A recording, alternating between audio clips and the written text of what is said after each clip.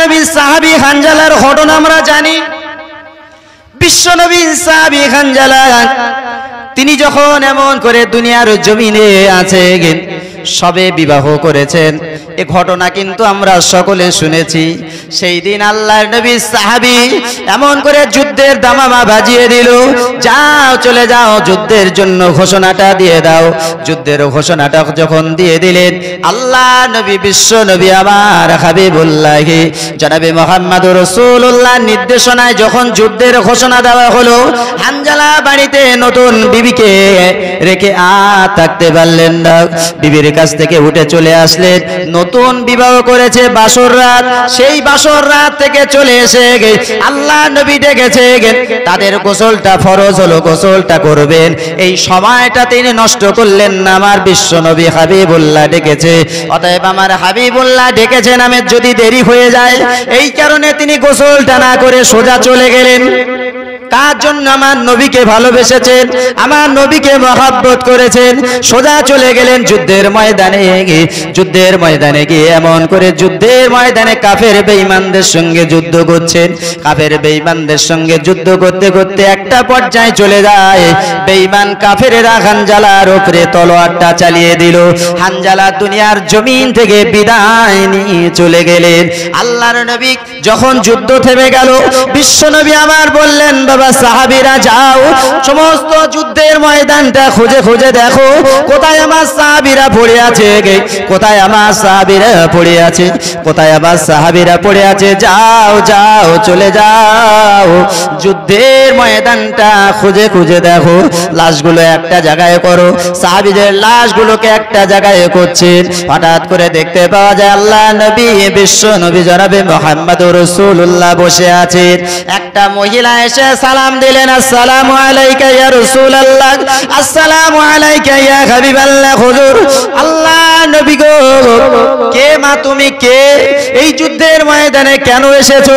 আল্লাহ নবীকে ডেকে বলেছিলেন, ইয়া রাসূলুল্লাহ ইয়া হাবিবাল্লাহ, হুজুর আমি অন্য কেউ নই, আমি হলাম হানজালা, আপনার সাহাবী হানজালার বিবি।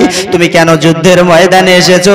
ইয়া রাসূলুল্লাহ ইয়া হাবিবাল্লাহ, হুজুর গত রাত্রে আমাদের বিবাহ হয়েছে, আমাদের বাসর রাত ছিল। ইয়া রাসূলুল্লাহ ইয়া হাবিবাল্লাহ, হুজুর আমরা একসঙ্গে খোশ মেজাজে খোশ গল্প করছিলাম, কিন্তু না না না ইয়া রাসূলুল্লাহ, আপনার সাহাবী যখন যুদ্ধের দামামা বাজিয়ে দিল, যুদ্ধের জন্য যখন ডেকেছে, ইয়া রাসূলুল্লাহ আপনার সাহাবী আর বাড়িতে থাকতে পারেনি, আপনার সাহাবী আর বাড়িতে থাকতে পারেনি ইয়া রাসূলুল্লাহ, সঙ্গে সঙ্গে বাড়ি থেকে বাইর হয়েছে, কিন্তু তার যে গোসলটা ফরজ হয়েছিল, তিনি গোসলটা ফরজ গোসলটা করতে পারেননি। ইয়া রাসূলুল্লাহ ইয়া হাবিবাল্লাহ, হুজুর শুনলাম আমার স্বামী যুদ্ধের ময়দানে শহীদ হয়ে গিয়েছে।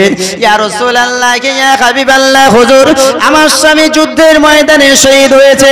আমি জানি যুদ্ধের ময়দানে যারা শহীদ হয়ে যায় তাদের লাশগুলোকে দাফন করা হয়, কিন্তু গোসল দেওয়া হয় না, কাফন পরানো হয় না।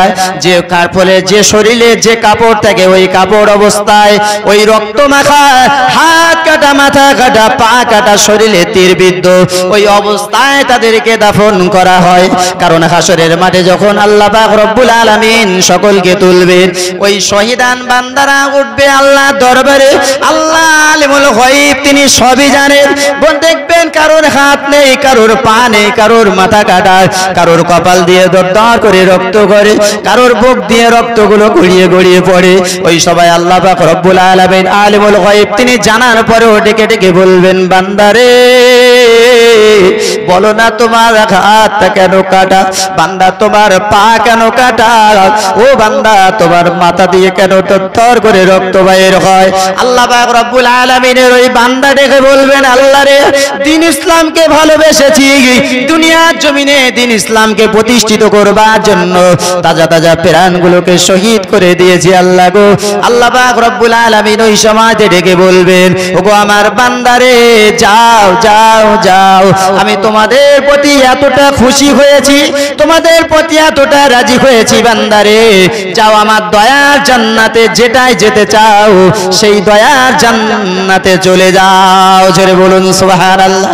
বান্দারা দাঁড়িয়ে পড়বে, বান্দারা দাঁড়িয়ে পড়বে, না না না না আল্লাহ আমরা জান্নাতে যেতে চাই না, আমাদেরকে দুনিয়ার জমিনে আবার ফিরিয়ে দিন, আমরা আবার কাফের বেঈমানদের সঙ্গে যুদ্ধ করব, দিন ইসলামকে সমাজে প্রতিষ্ঠিত করবার জন্য আমাদের তাজা তাজা প্রাণগুলোকে আবার আল্লাহর রাস্তায় দিয়ে দেব। জোরে বলুন সুবহানাল্লাহ।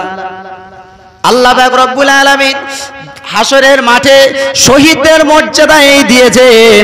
ইয়া রাসূলুল্লাহ, ইয়া হাবিবাল্লাহ, আমি যতটা জানি শহীদের লাশ গোসল দেওয়া হয় না, কিন্তু আপনার সাহাবী হানজালার গোসলটা ফরজ ছিল, আপনি ওকে গোসল না দিয়ে দাফন করবেন।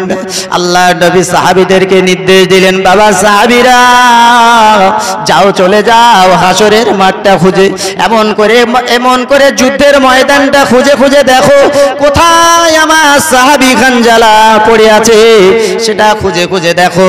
এমন করে খুঁজে খুঁজে কোথাও খুঁজে পেলেন না, কোথাও যখন খুঁজে পাচ্ছেন না, আল্লাহ নবী চিন্তায় পড়ে গেলেন, বেঈমান কাফেররা কি আমার সাহাবী হানজালার লাশটা নিয়ে চলে গেল? বেঈমান কাফেররা আবার সাহাবীর লাশটা নিয়ে চলে গেল কিনা? আল্লাহ নবী, বিশ্ব নবী আমার চিন্তা করছেন। আল্লাহ পাক রব্বুল আলামিন জিবরিলকে পাঠিয়ে দিলেন, এই জিবরাইল চলে যাও, চলে যাও, চলে যাও, আমার হাবিবকে চিন্তা করতে নিষেধ করে দাও, আমার হাবিবকে চিন্তা করতে নিষেধ করে দাও, আমার হাবিবকে সুসংবাদটা জানিয়ে দাও, আমার হাবিবের ভালোবেসেছে হানজালা, আমার হাবিবকে মহব্বত করেছে হানজালা, যে কারণে আল্লাহ পাক রব্বুল আলামিন হানজালার প্রতি খুশি হয়ে গিয়েছে।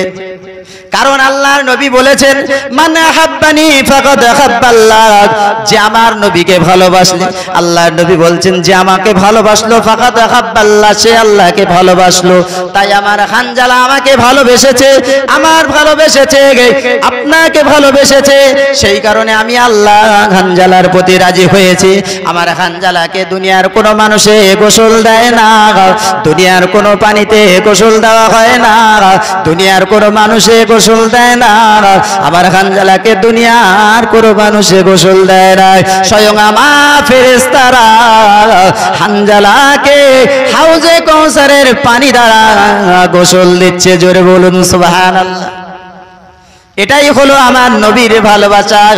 আল্লাহর নবী, বিশ্ব নবী আমার হাবিবুল্লাহকে জনাবে মুহাম্মদুর রাসূলুল্লাহ একদিন মসজিদে বসে আছেন, সাহাবাটা দেখছেন আল্লাহর নবীর মনটা বড় খারাপ, আল্লাহর নবীর চোখেতে বিন্দু বিন্দু পানি দেখতে পাওয়া যায়। আল্লাহর নবীর চোখেতে পানি দেখে ওই সময় সাহাবীরা জিজ্ঞাসা করলেন, বাবা সাহাব কি ব্যাপার বলো না ইয়া রাসূলুল্লাহ, ইয়া হাবিবাল্লাহ, হুজুর আপনার মনটা কেন খারাপ বলুন না, আপনার মনটা কেন খারাপ বলুন না। আল্লাহর নবী, বিশ্ব নবী আমার হাবিবুল্লাহ ওই সময় বলেছিলেন, বাবা সাহাবীরে, ও বাবা সাহাবীরা শুনে রেখে দাও, জেনে রেখে দাও, আমি নবী মুহাম্মদুর রাসূলুল্লাহ আজকে ঘুরতে ঘুরতে ঘুরতে আমার সাহাবী হানজালার বাড়িতে গিয়ে হাজির হয়েছে, আমার সাহাবী হানজালার বাড়িতে গিয়ে হাজির হয়েছে। হানজালার বাড়ির দরজার পাশে যেই দাঁড়িয়েছি, দেখতে পাই একটা কান্নার আওয়াজ ভেসে আসে। কান্নার আওয়াজটা যখন ভেসে আছে, আমি দরজার পাশে দাঁড়িয়ে দাঁড়িয়ে বললাম, কে মা, কাঁদো কেন বলো না? ওগো হানজালার বিবি, মা তুমি কাঁদো কেন বলো না? ওই সময়তে হানজালার বিবি আমাকে ডেকে বলে, ইয়া রাসূলুল্লাহ, ইয়া হাবিবাল্লাহ, ইয়া রাসূলুল্লাহ, ইয়া হাবিবাল্লাহ, হুজুর আমি হানজালার বিবি, আমার একটা কন্যা সন্তান আছে, আমার একটা কন্যা সন্তান আছে, আমার স্বামী হানজালা দুনিয়ার জমিন থেকে বিদায় নিয়ে চলে গিয়েছে যুদ্ধের ময়দানে, কিন্তু আমার স্বামী নেই বলে, আমি গরিব মানুষ বলে, আমি আজকে আমার মেয়ে এতিম বলে আমার মেয়েকে কেউ বিবাহ করতে চায় না। কারণ কেউ যদি বিবাহ করে সে কোনো কিছু পাবে না, কোনো জিনিস পাবে না বলে সে মনের কষ্টে কেউ আমার মেয়েকে বিবাহ করে না। ইয়া রাসূলুল্লাহ, ইয়া হাবিবাল্লাহ, তাই আমি বড় চিন্তিত আছি। আল্লাহর নবী সোজা চলে গেলেন মসজিদে বসে বসে বসে কাঁদছেন আর সাহাবীরা বলছেন, সাহাবীরা জিজ্ঞাসা করলেই কথা বলেন, আমার সাহাবী হানজালার মেয়েটা এমন করে আছে, আমি রাসূলুল্লাহ তোমাদের সামনে ঘোষণা দিয়ে দিলাম, আমার সাহাবী হানজালার মেয়েকে যে বিবাহ করবে, আমি রাসূলুল্লাহ দুনিয়া এবং আখিরাতে তার শ্বশুর আব্বা হয়ে যাব।